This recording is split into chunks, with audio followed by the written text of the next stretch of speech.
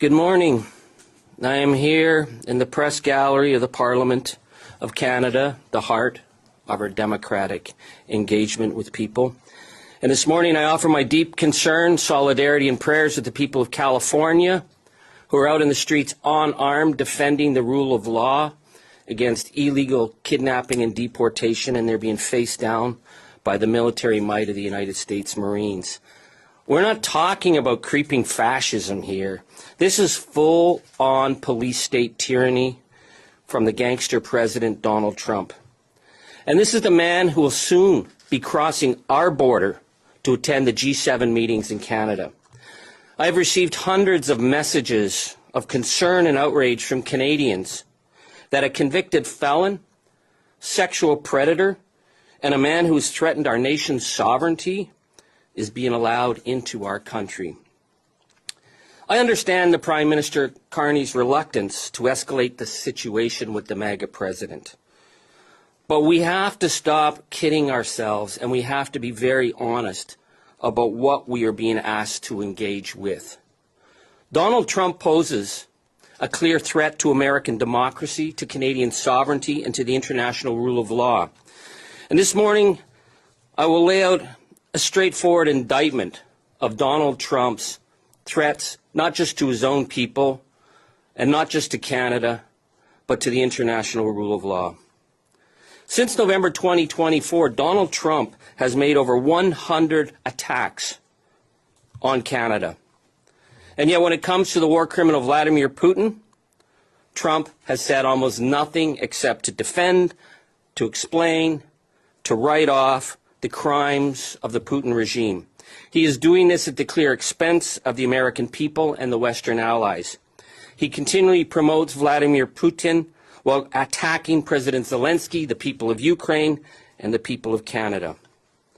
We remember that when Vladimir Putin launched his murderous invasion of Ukraine, Donald Trump declared Mr. Putin a savvy genius. And he said that the arbitrary seizure of Ukrainian territory was, quote, wonderful. Trump refuses to denounce the murderous bombing of the cities of Ukraine, and he has falsely accused President Zelensky of having started the war. Trump has put the security of our European allies at risk to the benefit of Russia. He continually as well undermines American domestic security.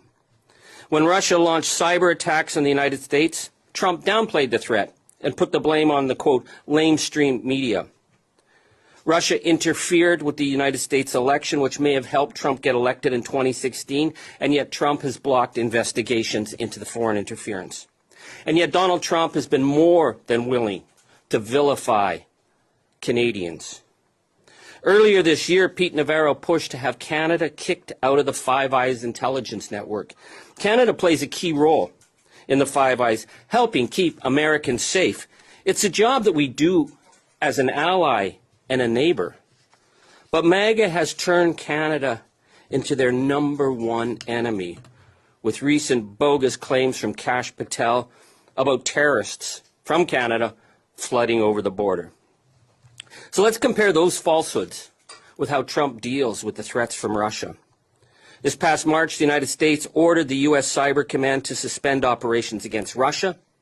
The United States shut down efforts to counter Russian sabotage.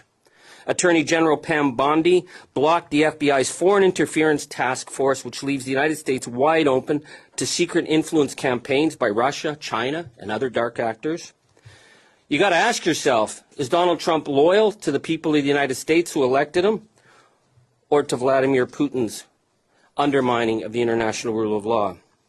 Just this past February, President Trump said he wanted Russia reinstated into the G7, and he falsely blamed Canada for having Russia been kicked out. Russia was expelled from the G8 then for illegally invading Ukrainian territory. In February, Trump opposed a European resolution condemning Moscow's actions against Ukraine.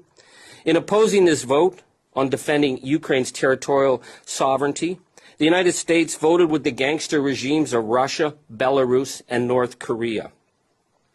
Trump rejected Canada's proposal on tackling Russian shadow fleet of oil tankers that are being used to undermine sanctions. In February, the United States vetoed Canada's proposal to establish a task force to monitor sanction breaches by Russia. The Attorney General has disbanded the program aimed at seizing assets of Russian oligarchs. Now, we know that Donald Trump, who is a convicted criminal, has been more than willing to aid and abet international war criminals. Vladimir Putin, like Benjamin Netanyahu, has bombed hospitals. Vladimir Putin, like Netanyahu, has targeted schools. Trump has said nothing about this. Vladimir Putin has kidnapped over 19,000 Ukrainian children, and in March 2023, the International Criminal Court issued an arrest warrant for Vladimir Putin over the unlawful deportation and transfer of children. And yet, as soon as he came to power, Donald Trump cut funding for the Yale program that was tracking Ukrainian children who'd been kidnapped from their families and forced into Russia. In March 2025, Russian lawmaker Andrei Kartapolov called for the United States to stop sharing Ukraine with intelligence. And following that, Donald Trump obediently cut intelligence sharing that led to a series of Russian strikes in Ukrainian cities. And Trump has defended Putin's attacks on Ukrainian civilians. And he says that Putin is easier to deal with than the people of Ukraine. Let's just talk for a minute about the tariff war.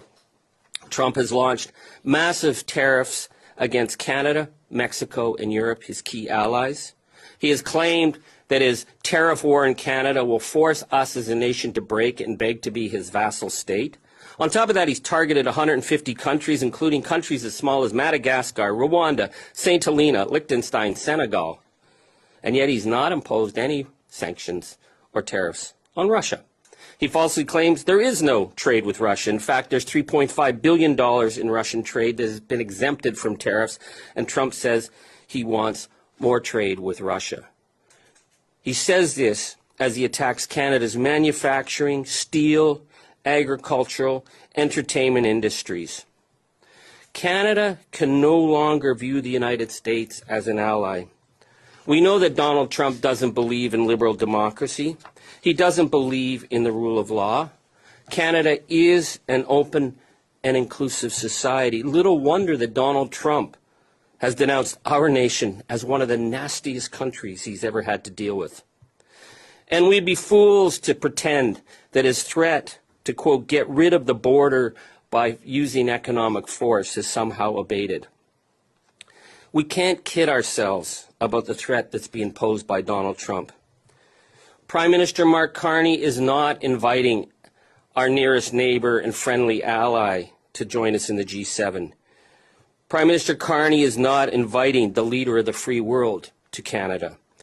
He is welcoming in Vladimir Putin's sock puppet, who will have the best seat in the key negotiations with the G6. Donald Trump will be there as we attempt to negotiate a deal in a dark new world. And we know that Donald Trump is there to undermine us at every step of the way.